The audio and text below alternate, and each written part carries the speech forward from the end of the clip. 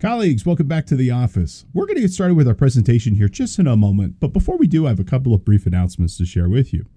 First, if you're watching our course live, please note that we'll confirm your engagement through polling questions that you can respond to. Polling questions will occur about every 12 to 20 minutes, and please keep an eye out for them because they might not be announced. If you're watching after the fact, it's a self-study course. You will confirm your participation and engagement with our course today through a brief quiz that you'll complete on cpetoday.com after watching or listening to our presentation today. Your completion certificate will be sent to you by email. As long as you respond to 75% of the polling questions, if you're watching live, you will receive full credit for today's course. If you're watching after the fact as a self-study course, please note your certificate will be available to you immediately after passing the course quiz. We'd love to know what you think of our content and of our presentation today. If you wouldn't mind completing our course evaluation to provide your thoughts and feedback, we'd love to hear from you. Your feedback is used to help produce better and more insightful courses for you to consume in the future. If you have any questions, we'd love to hear from you. If you're watching live, feel free to use the chat dialog box to ask your questions to the presenter. And if you're watching after the fact, you can send us an email at support@cpetoday.com and we'll follow up with you as quickly as we possibly can. As a reminder, the CPE Today podcast is available as a joint effort between CPE Today and K2. Twice a week, we're bringing you the latest and greatest in technology, accounting, business knowledge, and more. You can watch for free on cpetoday.com, YouTube, or Facebook. If you can't make the live presentation, you can subscribe on Apple Podcasts, Spotify, Google Play, and listen to the show on your own time. All of our podcasts are eligible for CPE credit. After watching or listening, you just head over to cpetoday.com. You complete a short 5-question quiz, and you'll earn a credit for watching or listening. Now, if you've never tried one of our classes before, how about you try one on us risk-free? You can use coupon code ONEFREEPODCAST at checkout to make any podcast course of your choosing 100% free. We're going to get started here with our presentation. And again, thank you so much for being here. We hope you enjoy the show. Okay. Welcome, everybody. This is Excel Essentials for Staff Accountants. My name is Steve Yoss. Again, it is a pleasure being with you in our class. Today's class is going to be looking at everything I think you need to know as a staff accountant to be effective and useful and productive inside of your organization. Excel is one of those things. It is the Swiss Army knife of business. It's one of my favorite metaphors to use when discussing this application because it really can be and serve so many different incredible purposes for your organization. Everything from producing financial statements and doing detailed analysis to just being something for scratch work and figuring out and just doing a quick and dirty, analysis to figure out profitability or figuring out what inventory you should purchase or carry in the coming year and more. And it's a tool that many of us already have some experience and familiarity with, but rarely are we specifically trained on how to use this tool effectively. And so we kind of just learn on the job, and most of us pick up things from other people, but we don't ever kind of learn what those essentials might be, and what we could essentially do inside of this application at a ground level to really kind of be effective and powerful in this application. And what this class is aimed at is really kind of aimed at providing that deep level of foundational skill within the context of using Excel to give you the insight and the skills necessary to not only just be able to use this application, but to really use it effectively. In this chapter 4, introduce a tool that's not included in your book here, but I think is really useful for you to know, called Power Query. Power Query, if you've never heard of it before, is a tool that allows you to create repeatable, refreshable reports. There's a mantra that I personally live by with Excel: write once, refresh many. If it's a workbook that I'm going to do month in, month out, I really want to make it so that I can make this thing as easily updatable as we can. And Power Query is that tool that allows it. It's a ETL tool, extract, transform, and load, allowing us to extract and transform data from virtually anywhere that is structured, whether it be another Excel workbook, a database, the web, API from an application, and more. We'll talk a little bit in Chapter 5 here about pivot tables.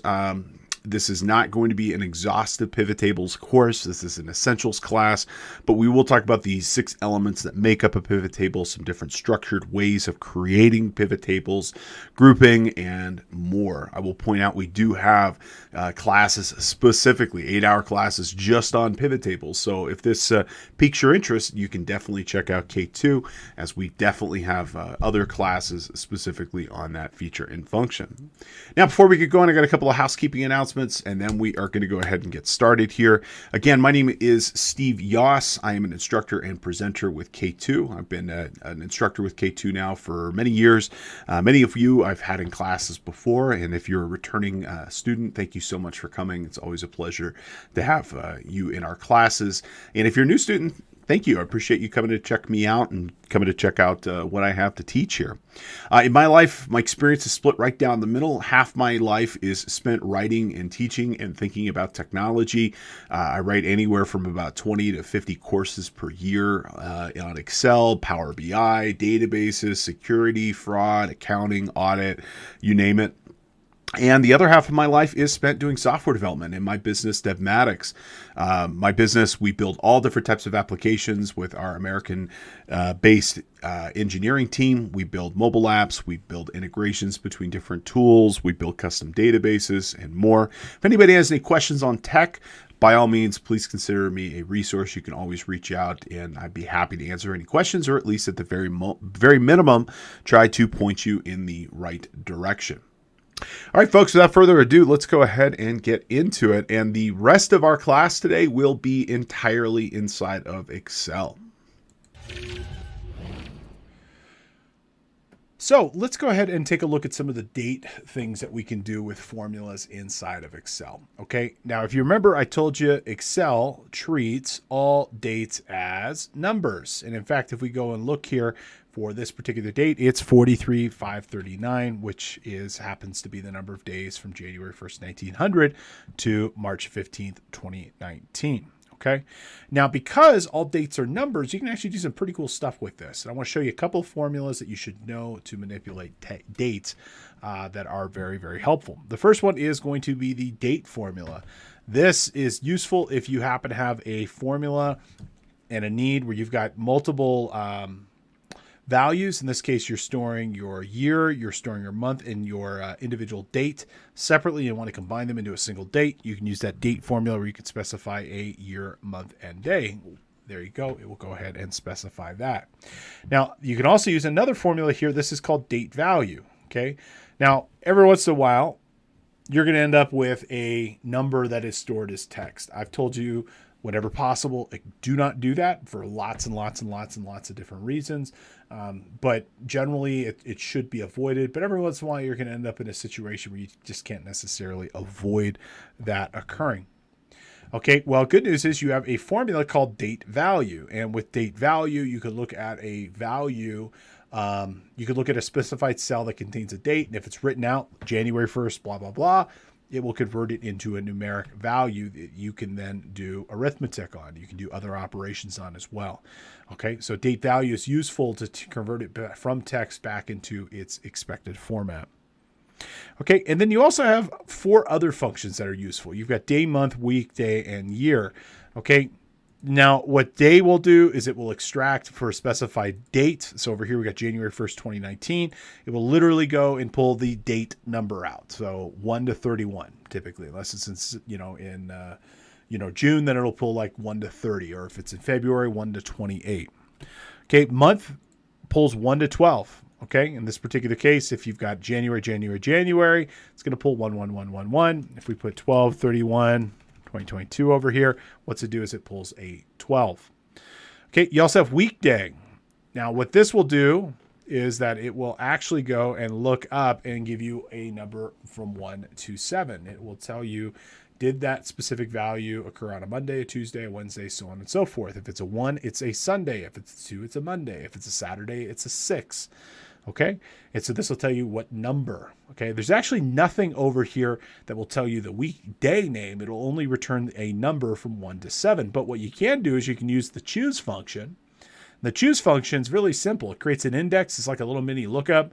And so in this particular case, if it's, let's see, 5 is a Thursday, Okay, well, what it'll do is it'll substitute 5 for the fifth value. So 1, 2, 3, 4, 5, and that's how that Thursday pops up. Okay. If you're really interested in the choose function and kind of this type of date arithmetic, check out the podcast. I've got one on user-defined functions where I write a user-defined macro that you can use to create the week name of a date, and instead of using the choose function, you can use your user-defined function, the one you write. Likewise, you could also pull out year. Okay, why is this useful? Why is this effective? Well, this type of function, for example, where you could separate day, month, and year, you might want to write a calculator that will determine the fiscal period of your company. If you have a fiscal period that runs, let's say February 1st to January 31st, and you need to offset things, 1 or 2 months, depending on your fiscal period, this is going to be where you could write that appropriate formula that looks at the current year, pulls out just the month, pulls out just the date, pulls out just the year, and then you evaluate it accordingly, and you could translate that into whatever fiscal period you'd like to see presented. Okay, so those are your arithmetic functions, your date modification functions. I'm also going to point out you can do just simple math on dates as well. So, if you want to be able to take it and you wanted to have like 620 to 630 and you wanted to, I don't know, let me just go ahead and put these both into that same short date format. And you wanted to be able to subtract these because they're ultimately integers. Guess what, folks? You can just add and subtract. So if I wanted to add and subtract dates, never thought about dividing dates, but I guess you could. You could do all your base operations here because, again, they're just integers at the end of the day. Excel doesn't think this is any different than that number. It's just storing it's storing them both as integers, okay? And in fact, I think if we turn that over, we see that as January 8th, 1900. Okay, so that's a little bit about your dates. Let's go ahead and talk for just a minute about your accounting payment-centric stuff, which is useful for you to know as well. And there are several different ones. You've got payment calculators, accrued interest, present value over a non-standard term, internal rate of return, again, over a non-standard term here. And, your probably simplest example here is going to be your payment calculator, where you have a rate, a number of periods, a present value, and optionally you could have a future value as well as the type. In this particular case, we've got a principal of $200,000, an annual interest rate of 4% for 30 years. Well, what's your payment? $954 per month. Okay, it's simple interest calculation. Okay, you could also do an interest calculation over an irregular period. When you see that I like this, that means over an irregular period. And this means that you could, for example, you could specify some additional parameters in here. And so we could see here, for example, here's our rate, B2 divided by B5. That is getting us our, let's see, where are we? B2 over B5. Okay, 4% over 12 months. We can see here we've got 6 payments per year. Our principal's $200,000. Well, guess what? Here is our interest over that period of time, and it would be $661. Okay, so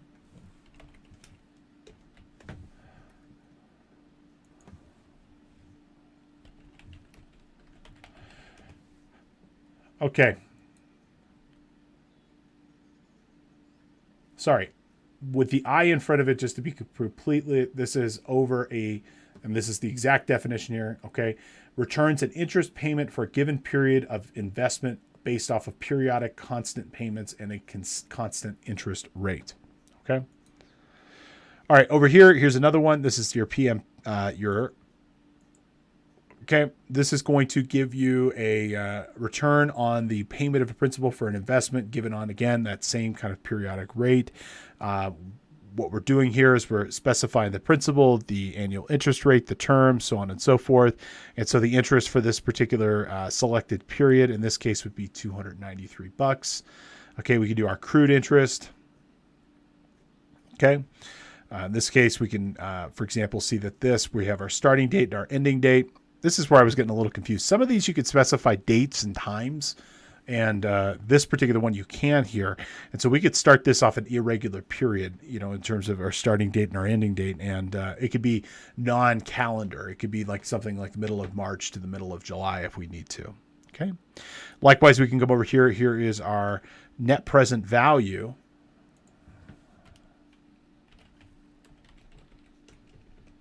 Okay, and with our net present value here, and this, I'm sorry, this is a good example. This is over an irregular time period, okay? So in this particular instance, you can see we've got January, we've got April, we've got October, February, so on and so forth. Maybe those are the terms of which we are determining when we're going to make our interest payments. Well, this is how we can calculate it. And likewise, we can figure out our internal rate of return over an irregular period as well.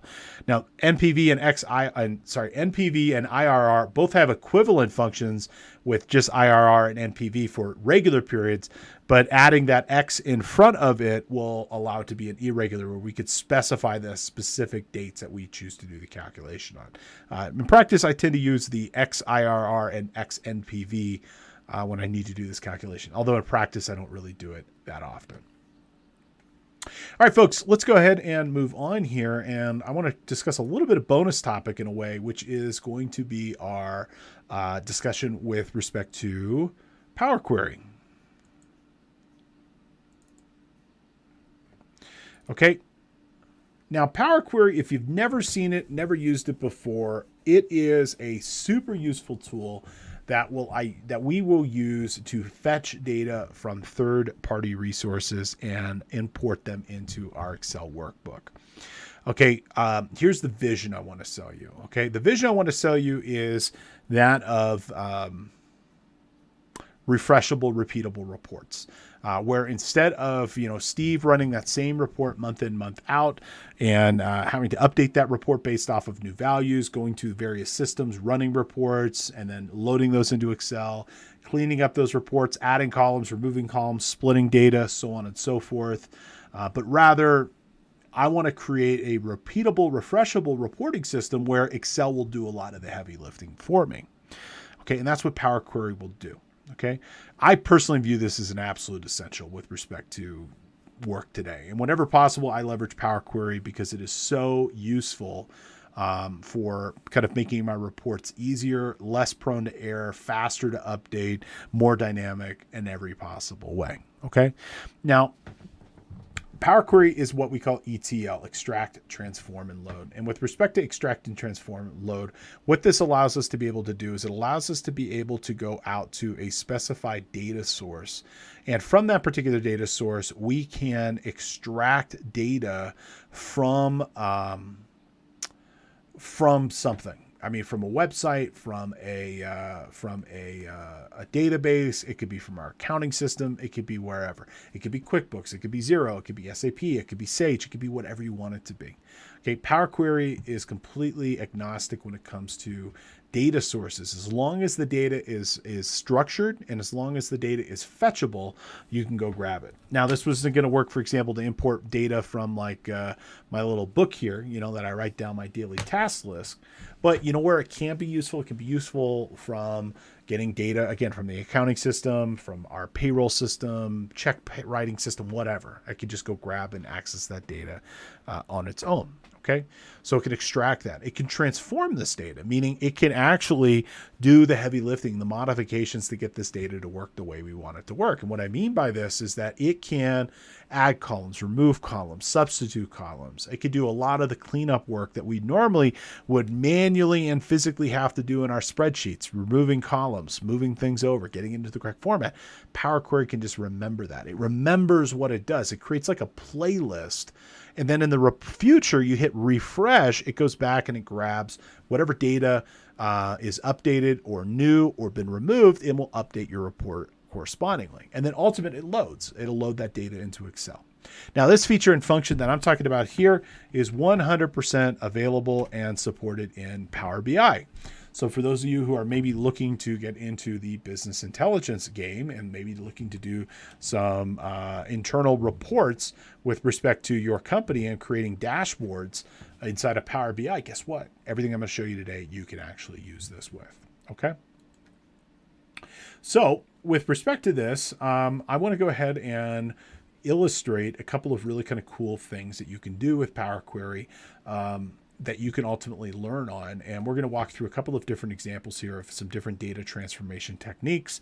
And I'm also going to point you, I have a tool that you can consider utilizing that will help train you with respect to some of the major ways in which Power Query can operate. Okay. All righty. So let's go ahead and get started here. And the first thing I want to show you ultimately is going to be, I want to show you where the data, where the functionality actually lives. Okay. So the functionality itself is going to live over here under the data ribbon. And from the data ribbon on the far left-hand side, you'll see get and transform and queries and connections. Okay. Now, get and transform is where we're going to interact with this first. And on the left-hand side here under our get data, this is going to be where we can choose to import data in from any number of sources. We could pull in data from files. Okay, so this will work with static files like Excel workbooks, text files, CSV files, not a problem at all. We just tell it with delimiters. So if it's a comma, semicolon, whatever. It could pull in data from both XML and JSON. Okay, so these are web technologies, so extendable markup language, JavaScript object notation with respect to importing these files in. From PDFs, I know there was a question early on today. Hey, I want better insight on how I can extract data from PDFs. Well, Power Query is going to be it. And if you have an example you'd like to share with us, I'll see if I can do it here for you. Now, what I will point out, mileage will vary. Okay, there's a big difference between good and poorly designed PDFs. If it's a scan of like, Steve's left-handed writing here, mileage will vary.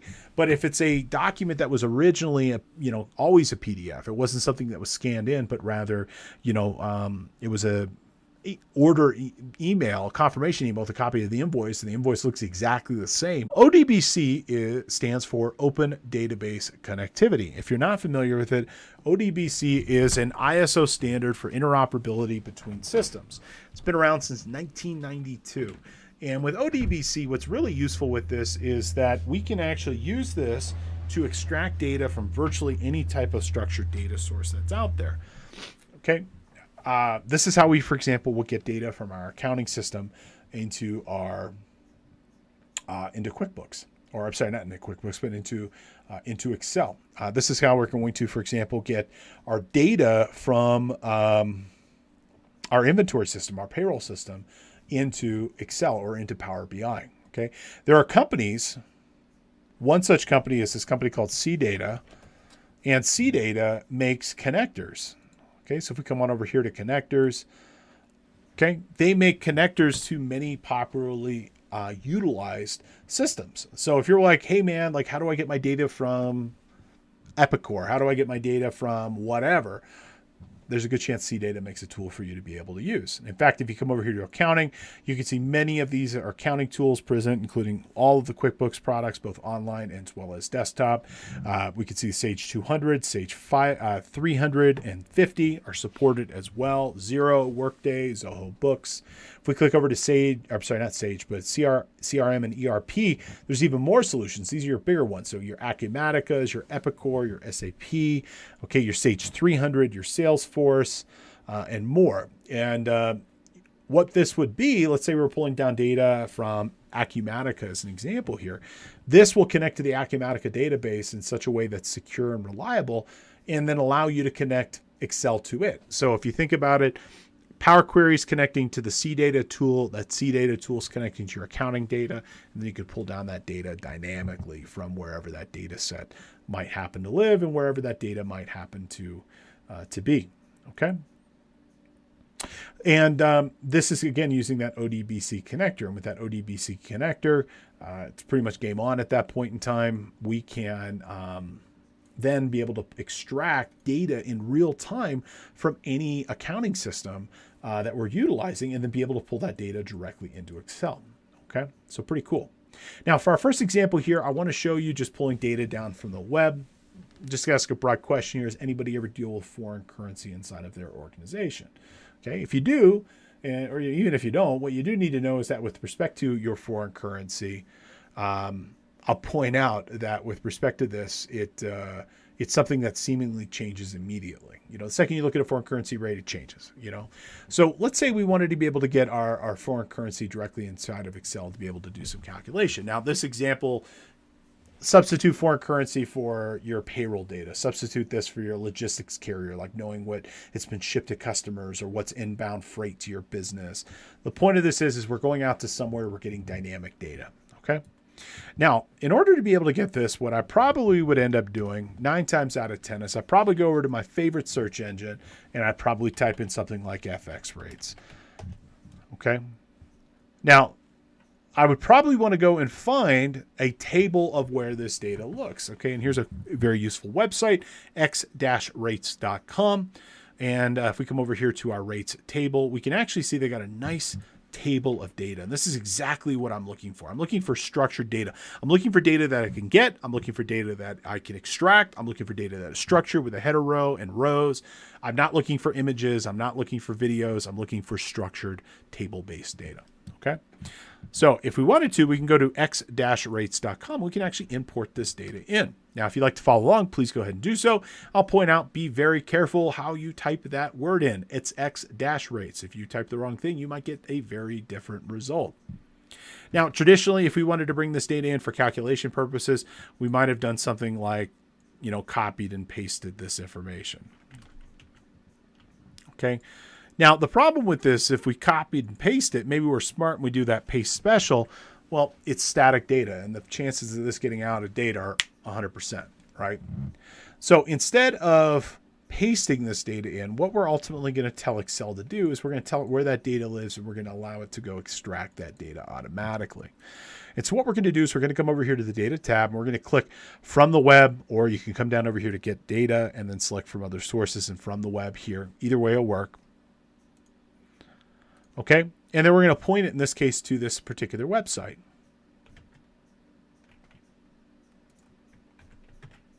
And we'll go ahead and drop this in here and we'll click OK. Now what this is going to do is it's going to connect out to that data source, and it's going to be like, oh, cool. You want me to connect to this? Great. How do you want me to connect? And you can access data that is not publicly accessible. I can in this particular case, I'm going to choose anonymously, but and I'll do another example here in a minute where we're going to log into something.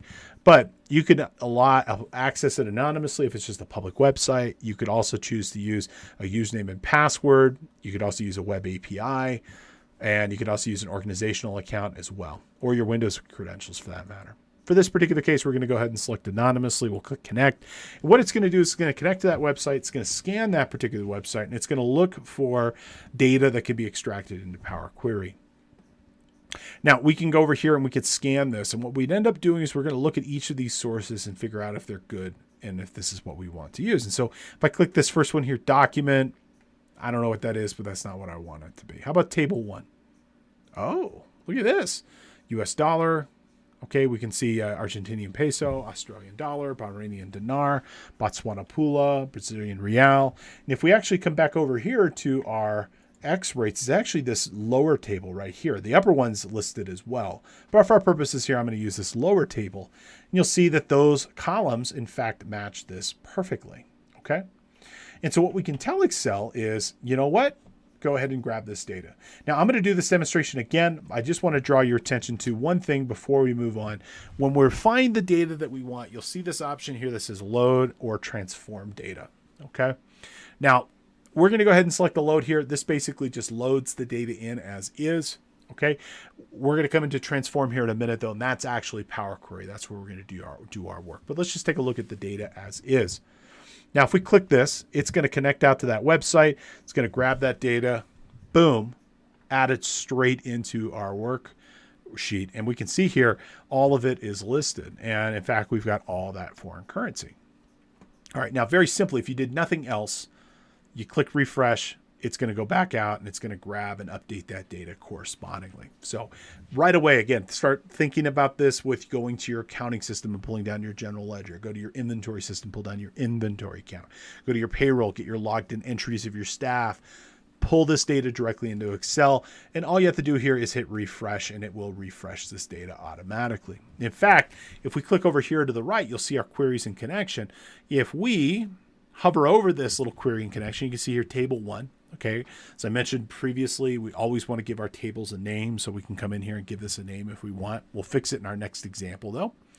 Okay, and if we actually come down here and click these little three dots, we can go ahead and select properties. We can actually select this file to automatically refresh. And so if we selected something like refresh every 60 minutes, 15 minutes, it'll always go and get us the most recent cut of the data of what we're looking for. Okay, we can also indicate whether or not it should refresh when it's opening the file. And there's other features in here. They're not really useful or germane to our conversation, just the fact that you can control how often this refreshes. But right here, refreshable, repeatable report. At any point, you can manually refresh this, or you can set this so that it will update correspondingly. And if we look at our page here, okay, we're going to see if these two numbers work in lockstep. 123, 863 at 201. Okay, you'll notice that number's a little bit different. I'm going to go ahead and refresh this here. Okay. We refresh this over here. We'll see that those numbers change. 123, 861, 902, 123, 861, 902. So it's going to keep those directly connected. At any point, you can just refresh it and you'll get the latest cut of whatever that data might be. Okay. Now, I said I was going to do this demonstration again, and why? Well, as good as this is, and this is a pretty nifty parlor trick, it's not perfect. Okay. And you might see like here, you know, like the headers are a little weird. I also don't really need all 54 of these countries.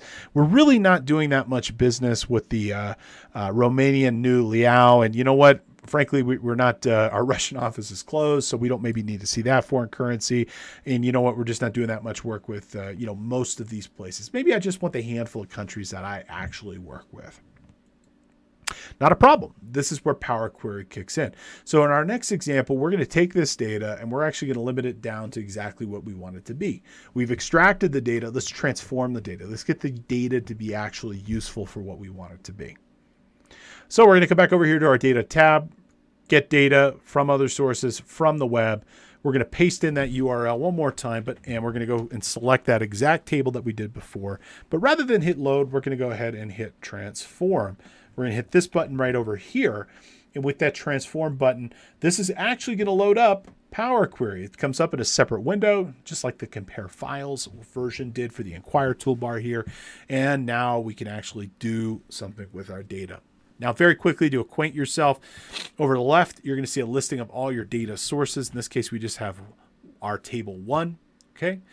Up top here in our ribbon menu, these are our palette of brushes, our tools for the picture that we want to paint. And these tools allow us to be able to modify and transform this data to be whatever we would like it to be. Most of the time, you're going to hang out here under the home and the transform. If you need to create new types of data, you can do add columns, you can do formula operations and the like. Okay. I don't really come over here to the view menu. This mostly is useful for debugging purposes. You know, like I can determine the validity of a column, the quality of a column, what type of data is stored in that column, so on and so forth. Most of the time I'm here in these 3 tabs. And over here on to the right, you'll see our table name. And what are we going to do, folks? We're going to come over here and immediately give this a name. So we're going to call this one FX rates. And when we do so, it appropriately updates this query. And the next thing I want to show you is this applied steps. Okay. Under the applied steps, every time we make a modification, a manipulation, a change, whatever to this data, it's going to write a new step. Okay. And as we start to manipulate and work with this, getting it down to exactly what we want, we can see exactly what this data is going to look like before it goes into Excel. And when we hit refresh in the future, Excel starts at the top of these applied steps and works its way down to the bottom. So for our purposes here, we don't need all 50 plus states. We actually just need maybe North America, a couple in Europe, maybe New Zealand, Australia. So we're going to go ahead and filter down by clicking our normal filter button. And we're going to say, you know what? I don't need all of this. We just need our Canadian dollar. We want our euro. Okay. We want our British pound. We want our New Zealand dollar. Okay, and let's grab our Australian dollar and we'll click OK. And here you go. Here are the 5 countries we actually maybe need to care about with respect to our foreign currency. Well, the next thing is I don't really like these headers. I want them to say something different. So I'm going to go ahead and say FX country. Okay. Over here, I'm going to see that the headers, again, I don't really like these. So I'm going to go ahead and say in FX. So that's what it would be in foreign currency. And we're going to see this would be in USD. So what that foreign currency is here in the United States dollars. And if I wanted to, I could even switch the order of these columns. Okay. Now, if we look over here on the right, every step that we've made, there's an appropriate step inside of this. And I can actually play my steps back in order and see exactly how it arrived to a particular outcome. And once I'm happy with this, we can go ahead and select close and load. This will load up a new worksheet. Boom, dropping our data right into Excel, exactly in the format, order, and presentation that we want it to be. Okay. In the future, data changes, not a problem. We hit that refresh and it goes and it grabs the latest cut of this. Okay. So this folks right here, this is that tool, that magic bullet, that sword in the stone, that once you pull this will save you days, weeks, and months out of your life. Okay. I can tell you, I use this in every opportunity now in terms of how I work in Excel, and I would encourage you to as well.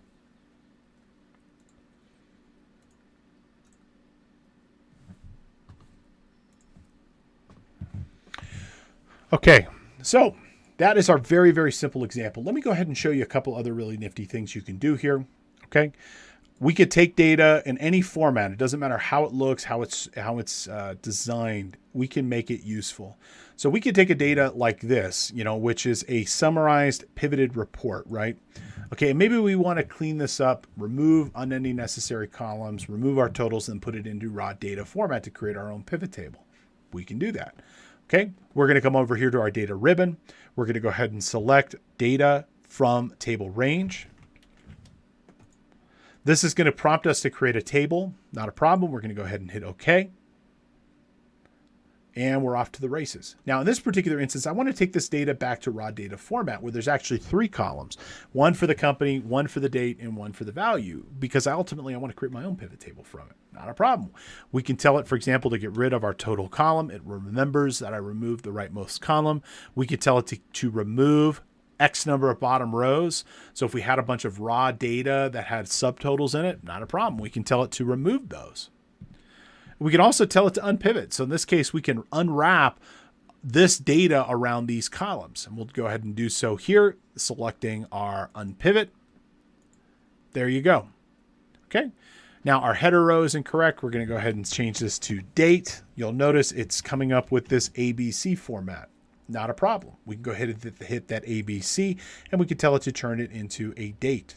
Likewise, it's showing us the header row here as value. We'll go ahead and say this is sales. And we could go ahead and put it into maybe currency format if we'd like as well. Once we're done, we'll go ahead and close and load. And that data is now brought back in a clean format. Now, to complete our example here, and maybe even to lead us into what we're going to talk about next here in a moment, we can go ahead and easily now take this into our pivot table. And now we get the ability to create our own pivot table, and we're not limited to just that export format. Okay, we could split data, okay, to really kind of finish our example of all the different ways of splitting data. Okay, we could split this in Power Query as well, and it's even better. So here we've got our address, city, state, postcode, and country. We're going to come over here to our data ribbon. We're going to go ahead and select from table range. It's going to prompt us to turn this into a table. We're going to go ahead and select OK. And right here from our home ribbon inside of Power Query, we can go ahead and select split column by delimiter. It's going to figure out that the comma is probably the delimiter that we want. And unlike with text to columns where we have to run this every single time we've got a delimiter, here we can say only once at the left, only once at the right, or at every occurrence. And we can go ahead and select at every occurrence, and clicking OK here splits this across. We'll update our header row. Address, city, state, postcode, country. Okay. We're going to go ahead and select close, but close and load too. And let's go ahead and put this data side by side with our existing data. Okay. And so let's come over here and put this onto an existing worksheet. And we'll put this over here on column C1. And now that data is side by side. Okay. Now check this out. We're going to come down here. We're going to add a new address. So I'm going to put in my address, 123 Main Street, Big Bear Lake, California. Okay. Okay. Your data is a living thing. It updates, it changes, and it will automatically always have new values if it's something hooked up to a system. Okay, with Power Query, you don't have to go run that report of those customers again. You just come over, you set this up once, you hit refresh. Any new data gets added, like a new address here, it's going to get included in your report. If we delete a bunch of data or we update a bunch of the data to new records, okay, we hit refresh, it's going to keep that data up to date. Okay. Trust me, folks, this is a tool that you can save. And I'm only scratching the surface because it's outside the scope of this course. But any essentials class, in my opinion, in 2022 going forward has to have a little, at least discussion with respect to what you can do with Power Query. So check out the podcast. We got a lot more episodes of this covered. And in fact, one in particular I tell you to check out would be our Learn SQL series, LEARN SQL, Learn SQL. I have courses and podcasts set up on this where you can actually do this with accounting data. And then we've got a sample database set up for you to experience what it's like to connect to QuickBooks data, Sage data. We've got several other sample databases, including some big data sample databases as well. But if this interests you, and hopefully it does, Power Query is definitely the tool and feature you're going to want to consider using. All righty. So saying that, let's go ahead and get into our fifth and final chapter here, which is going to be a discussion of pivot tables. I used to say Excel's best feature. I think Power Query is the best feature these days, but definitely, let's say top 3. So in this section, what I want to do is I want to identify some of the primary benefits with respect to using pivot tables, identify how we would arrange data to summarize it. I want to talk about some different methods of creating pivot tables, as well as identify some of the issues relating to our pivot tables as well.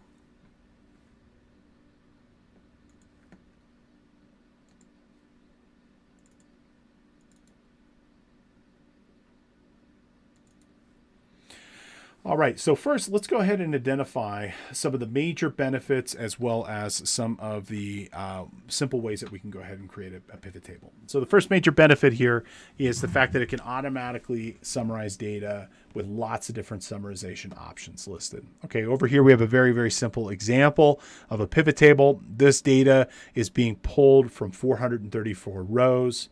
Okay, if we pop up here, we can see we've got check numbers, account, and vendor. First and foremost, the reason we use pivot tables, why? They're quick at summarizing data. Okay, we can summarize this data and be able to see this in the context of time or in the context of vendor and account like that. There's nothing faster than creating a pivot table that way. We can also, if we utilize the data modeling techniques, drill down and drill around some of the underlying data sets. We can summarize data across multiple different dimensions. So with respect to our data here, we could pull down and we could, for example, see this dimensionally, where we could see, for example, our accounts and then see the individual vendors inside of those specific accounts as we want.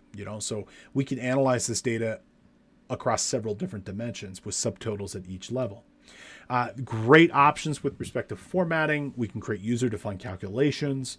We can also create pivot charts. So typically, in order to be able to chart our data, we have to summarize our data. If we try to create a chart off of this data as an example here, well, it's not going to know what to do, because the data has to be summarized in order for that chart to work. And we'd end up with something goofy like this because there's way too many data points. Okay, for charts to work, you got to do summary statistics. So that means counting things, summing things, averaging things. And then instead of having 400 data points, you've got 10, or less than that. Okay. Now, with respect to your pivot table, you got 6 main elements that you should be familiar with. Okay. Let's go ahead and switch back over here and let's move our vendor back up here to our filters and let's identify what those 6 things are. First things first, you got your filter. Okay. Your filter is going to be always at the top of your data, and it's going to be your macro level filter for your report. Whatever options are set up here, they're going to filter down to the rest of the report and You know, you can have as many layers of filters as you want. So if I wanted to stack these things, I could go ahead and do so. Okay, so you're not required to only have one layer. You can have several layers if you want to. Okay, and pivots, I think the reason they call them a pivot table, if I were to guess, the fact that we can pivot around a specific data point, we can also pivot to new directions of analysis really quickly and simply. And so that really kind of comes from just kind of putting the elements where we'd like to see them on the screen. Okay, now we have our values. Our values are really this. Okay, the values will always be numeric. Okay, pivot tables do not work on alpha data or alphanumeric data. The data always has to be numeric, meaning this is not going to be something that we're going to use to do like sediment analysis. It's not going to tell you, for example, you know, how good something is or how poor something is. It doesn't have that ability to do qualitative analysis. It only has the ability to do quantitative work. And so whatever values we have present here, they have to have math operations done on them. Now, the most common thing that we use these for are sum, but we can average, we can get the min, we can get the max, we can get the standard deviation, we can get the product. We have a full range of arithmetic options with respect to how we're going to calculate our values here. Okay. All right. So then we have columns and rows. Okay. Confusingly, columns are the x-axis and rows are the y-axis. At least for me, I always felt that those numbers should have been, or not the numbers, but the name should have been flipped, but it does make sense. Columns control what is going across, so our x-axis, and rows control what are going down on our y-axis. And so when we're building with a pivot table, the thing we want to analyze, we pull that specific value over here and we move it to whatever point of the analysis we'd like to see it. So if we want to see it going down, we pull it to the rows. If we want to see it going across, we pull it over here to columns. Now, pivot tables are best designed to go vertical rather than horizontal. Whenever possible, you should have your reports going down rather than across, because most people are expecting to see the data presented in that specific way. So these are our main areas with respect to our pivot tables. Pretty simple overall with respect to how we go and how we create this specific table.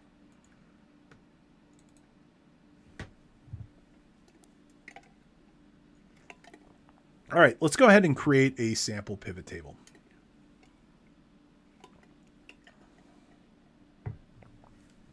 Okay, now we just have some standard data here, and it looks like we actually have some hidden data, so let's go ahead and unhide it. And let's go ahead and talk about some best practices with respect to creating your pivot tables. Now, I'm pretty sure I already mentioned this once before, but if I didn't, I'm going to preface this by saying again, whenever possible, you always create a table from your data and then create your pivot table. Let me just show you one quick reason why that's the case. Okay. So I'm going to go ahead, and this is not a table. This is just standard Excel data. And we're going to create our pivot table by coming over here to the insert menu, and we're going to select pivot table from the far left of that insert menu. Okay. Now, when we go to create our data from a standard Excel workbook, it needs to know where that data locates. Now, the same rules apply for a pivot table as they apply for a table. You want to have no completely blank rows, no completely blank columns. Your data should be contiguous. It should all touch each other. You should have a header row. All of those principles for tables and pivot tables make sense. Okay, and they're identical between them. And in here, we're just going to go ahead and say create it on a new worksheet, but it's going to figure out and it's going to provide the absolute reference of where that data starts and stops. Okay, we're going to go ahead and hit OK here, and we're going to go about creating our table just the way we normally would. So I'm going to drag my account over here. We'll drag our this to this, and we'll drag maybe our amount over here to our values. Okay, now if your data is never expanding, it's not really that big of a deal. But frankly, we live in this world where our data is frankly auto-expanding. And if you're following what I was telling you earlier with respect to your Power Query, this idea of you running a report and pulling a report down, hopefully is going to be something you're going to be looking at through the rear view mirror. Hopefully, you're going to be pulling down dynamic data from Power Query and pointing it directly at where your organizational data lives. As such, you need a dynamic container that can hold that data and grow as your data set grows. If we don't create a table first and have our data in a table, the issue is if we go and we add additional raw data down here, Let's just come to the bottom of our data set here.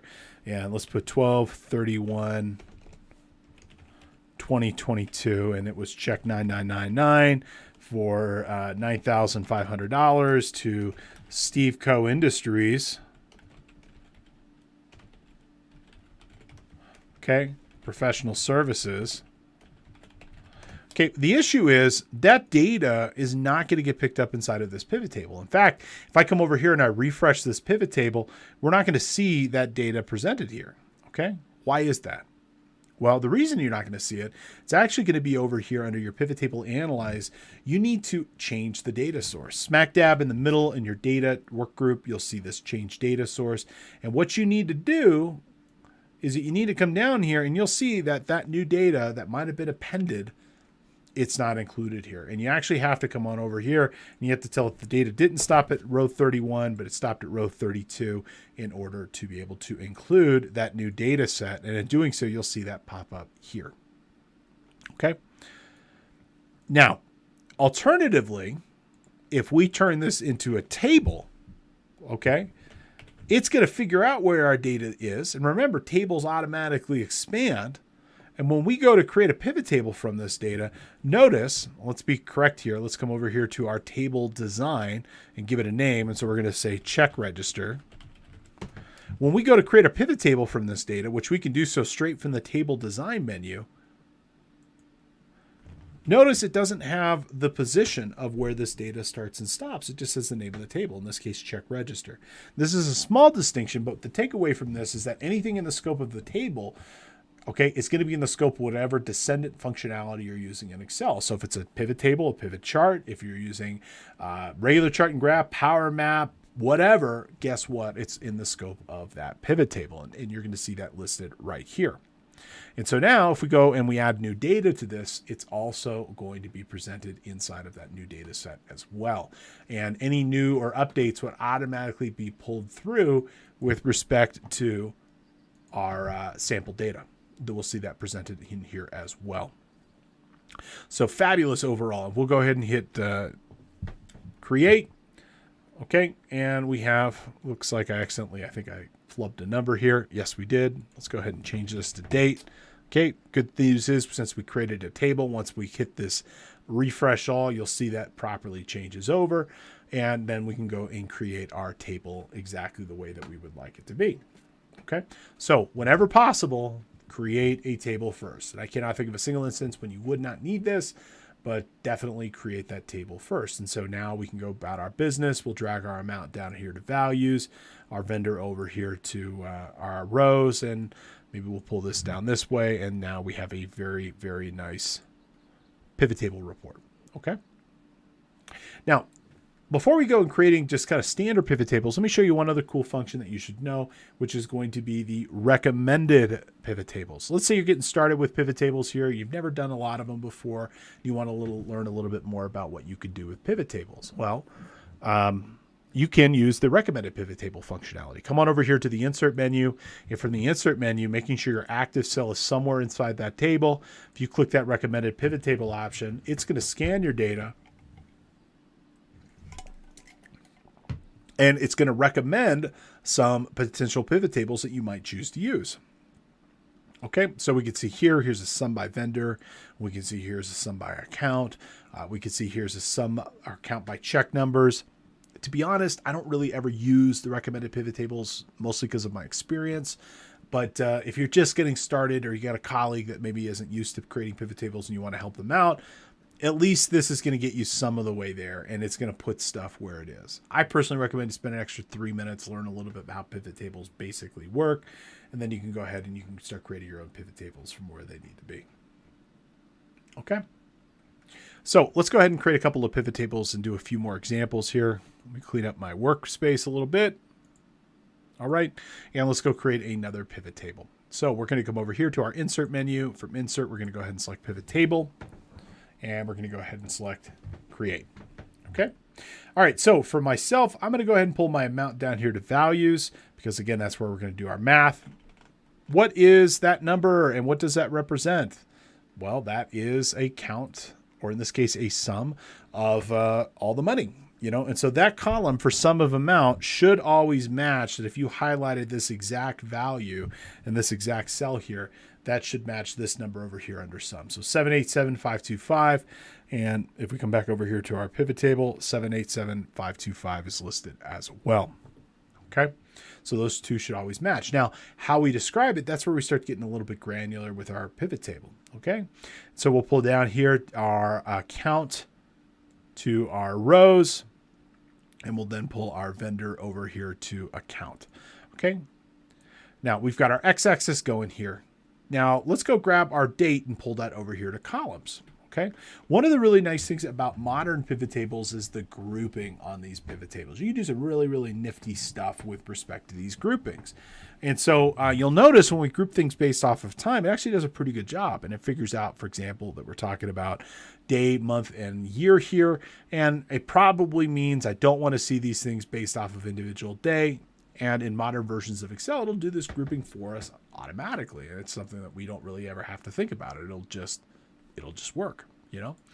And so with respect to this, you can right click on anything that is grouped and you can adjust how that grouping occurs. So if I bring my active cell up here to B4 and I right click, you'll see from my right click menu here, this option for group and ungroup. Now let's go ahead and select our group option here. And in this, you'll see, and this is special, this isn't for everything, it's only for time. We can auto specify a start date and end date for our grouping. And then we can also choose how it should be aggregated. So by default, it chooses months, quarters, years. If we wanted to, we could go all the way down to the second. Or we could, for example, just include years, and it would just summarize down to those specified years. So in this case, we can see all of these expenses, except Steve Co., which is in the subsequent period. Okay, and that was the one that we added. Okay, we can right-click on this again, select group. I would never recommend this, but let's say you go down to days. One of the cool things that you could do with this is will automatically expand and collapse. You'll notice here we've got individual days, January 2nd, January 1st, January 2nd, 3rd, 4th, so on and so forth. Well, one of the cool things is that we can collapse this. So if I don't need to look at January, I don't need to look at February, I can do so. The hierarchy is such that we can collapse these fields if we don't need them. And as long as the order over on the right-hand side where we're selecting our order here is set in the biggest thing is on top and the smallest thing is on the bottom, it's going to collapse correctly. Ideally, you want to think through your organization method and follow that paradigm where, again, your largest thing's on top and your smallest thing's on bottom. Okay. Now, we can also right-click on this, and we can also select this option here that says expand and collapse, and we can choose to collapse individual components of this if we so desire. So if we want to collapse everything, we can go ahead and select collapse entire field, and it'll collapse everything based off of what's selected. So I selected my months here, and it's selected and collapsed that whole thing. If I came up here to my quarters and did that same operation, you'll see it now collapsed all your quarters. Okay. And you can also manually do these as needed as well. Okay.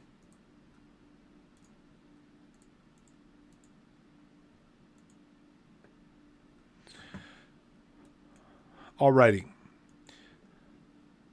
Now let's go ahead and also take a look at organization at the category level. Okay, so over here on the right, you'll notice that we've got beverage, food, insurance, payroll expense, so on and so forth.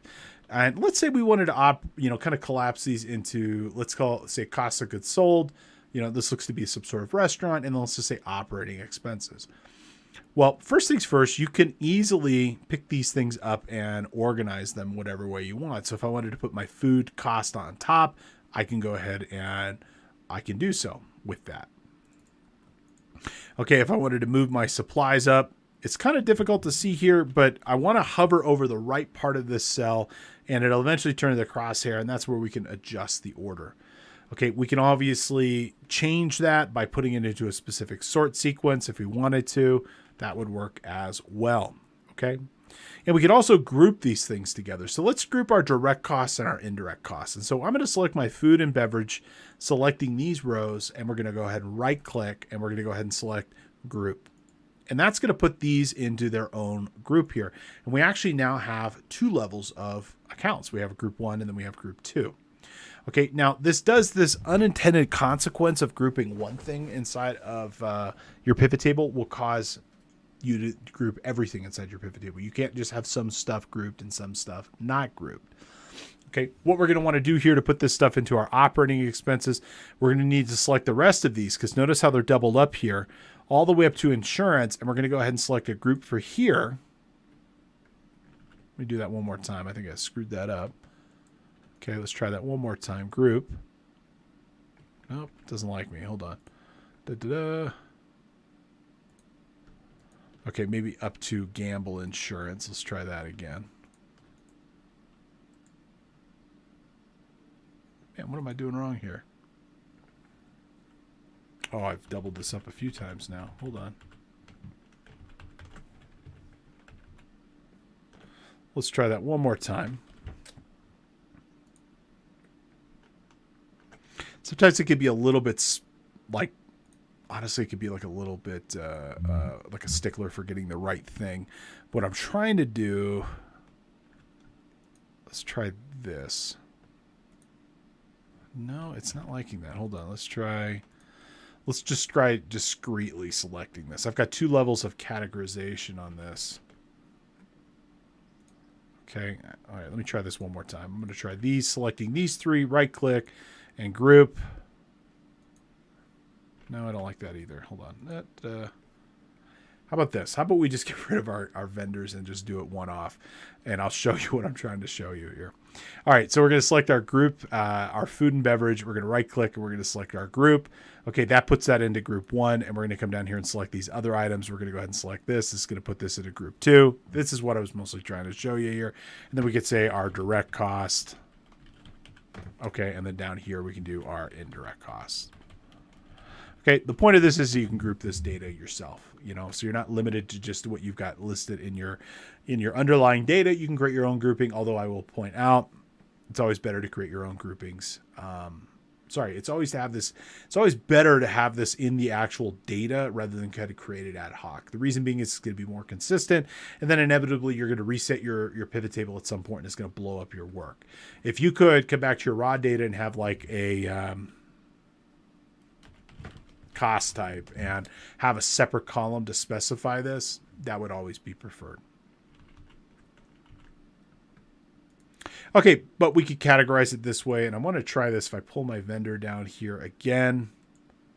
Okay, now it's at least in the correct order. So hopefully you picked up something there in terms of getting this done in the correct way. Alrighty, so that's how we can do a little bit of grouping with respect to our data.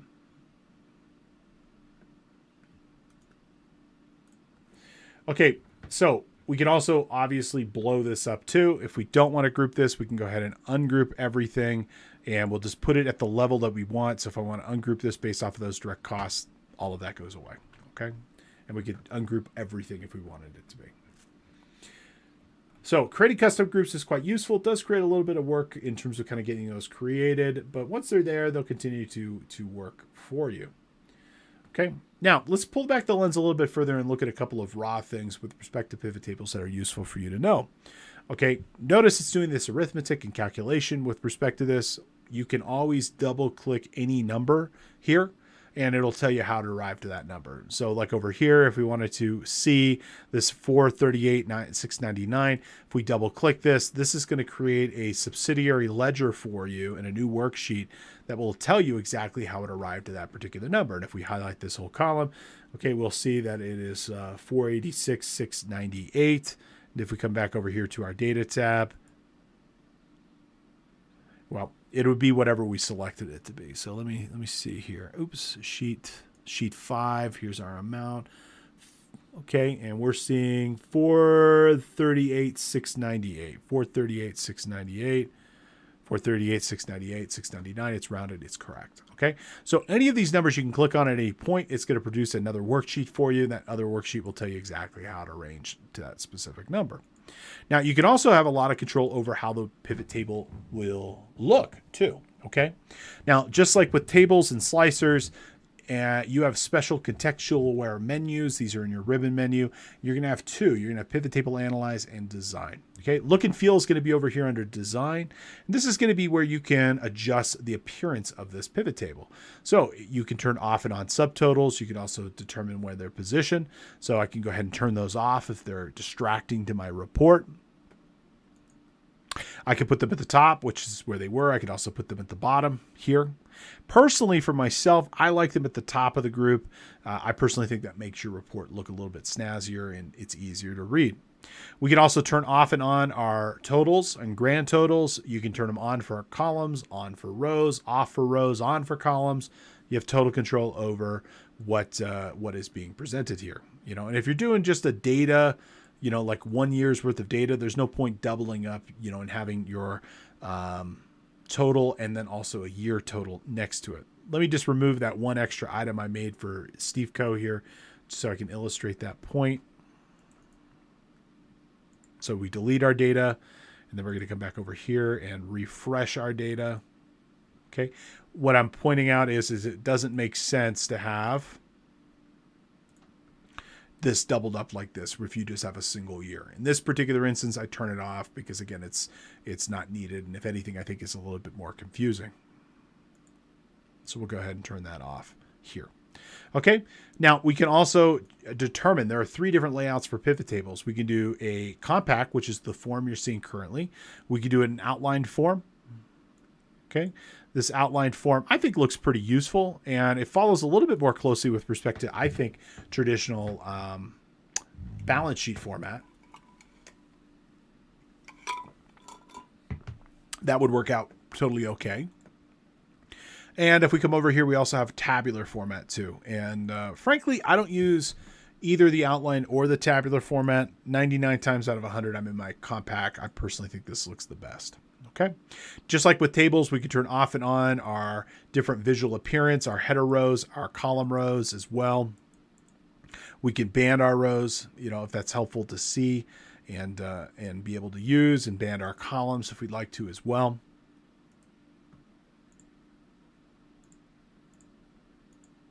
Okay, so that can be sometimes helpful to be able to kind of see the differences here between this. And we also have plenty of pre-built pivot table styles, and we can adjust that accordingly to our brand standards and marketing standards for our group if we'd like as well.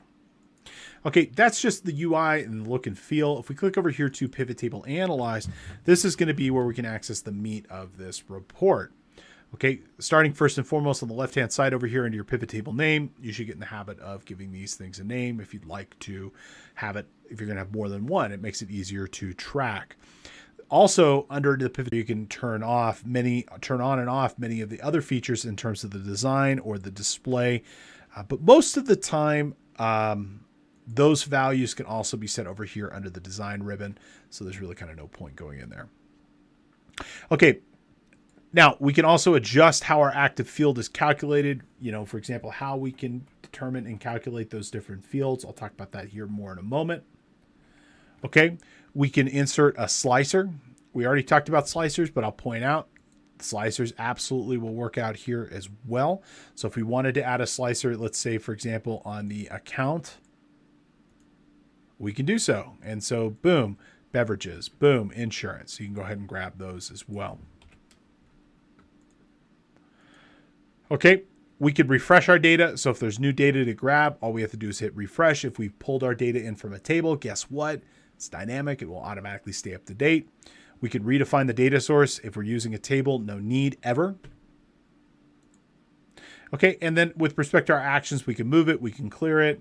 Okay, we can do calculations, which is outside the scope of this class. But if we needed to create a new calculation, maybe do infer sales tax, you know, off a particular amount, we could just do a base calculation here. We can create a calculated fuel or a calculated item that will do that calculation for us. Okay, more advanced, we've got what are called OLAP tools and relationships tools. We can actually create pivot tables from multiple resources simultaneously if we'd like, which is really useful if we're trying to create a pivot table from 3 or 4 different worksheets at the same time. And in fact, in our advanced sections of pivot tables, that's often what we're doing. We're treating it like a quasi-database at that point. And we could also at any point create our pivot chart. Okay, Talk about pivot charts here in a moment as well. And we can also turn off and on different things. So we can add or remove our headers. We can take away or add our little plus buttons. And this is the field list. So if we want to get rid of that, we can get rid of that as well. Okay. Now, with respect to your calculations here, I'm going to point out that most of the time you're probably working primarily with sum. Okay. Most of the time that's probably sufficient with respect to what you want. But that's not the only calculation you could choose to do. I can actually do multiple calculations inside the same pivot table. If I pull that amount down over here, you'll notice I now have two sums. I can actually right-click on one of these fields and choose to do a different operation. If I right-click on this under Summarize Values By, I could do a count, and it'll tell me frequency, how many are in that specific field. Or we could do an average, a min, a max, or whatever. And we can also choose to show the values differently too. So for this particular field, maybe I want to do a percentage of the grand total. And this will show me for each of these values how they contribute to the grand total of our report. Okay, so down here, there's $778,000. We can see that our direct costs are 44%, our indirect costs are 55%, and for each of these vendors, how they contribute to our overall cost. We can go ahead and right-click, and we could choose to do this differently. We could do, for example, percentage of parent column or percentage of parent row. Okay. So in this particular instance, the summary numbers all tie up to 100. So we can see here for farmers fresh and fresh meats, farmers produce and fresh meats, these tie out to 100. Okay. As it probably will. Likewise, wholesale beverage, our only provider, that's 100. But each of our subtotal groups will total up to the parent as well. And so we can see these numbers differently. Okay. And at any point in time, we could go ahead and turn this into a pivot table. Pivot chart if we wanted to summarize this data. So we put our active cell inside of our data set. We click over here to pivot table analyze. We're going to go ahead and select pivot chart. And from this pivot chart, we can go ahead and see there are several recommended charts it's recommending. Let's go ahead and just grab our bar chart here. And here is our pivot chart. Now, what's kind of cool about these pivot charts is that they are reflective of whatever is currently being displayed inside of our pivot table. And so like here, you'll see that we've got a couple of different groups expanded. We can see the, for example, it's following that same cascading. So on the left, we have our direct costs. On our right, we have our indirect costs. If we turn back and on our plus buttons, we can actually collapse certain parts of our table here, which will then corresponding collapse certain parts of our pivot chart. And so if we wanted to be able to expand this to look at certain parts of this, we can do so quite easily. And that pivot chart will correspondingly update to whatever values that we see fit. And so it'll always be reflective of this.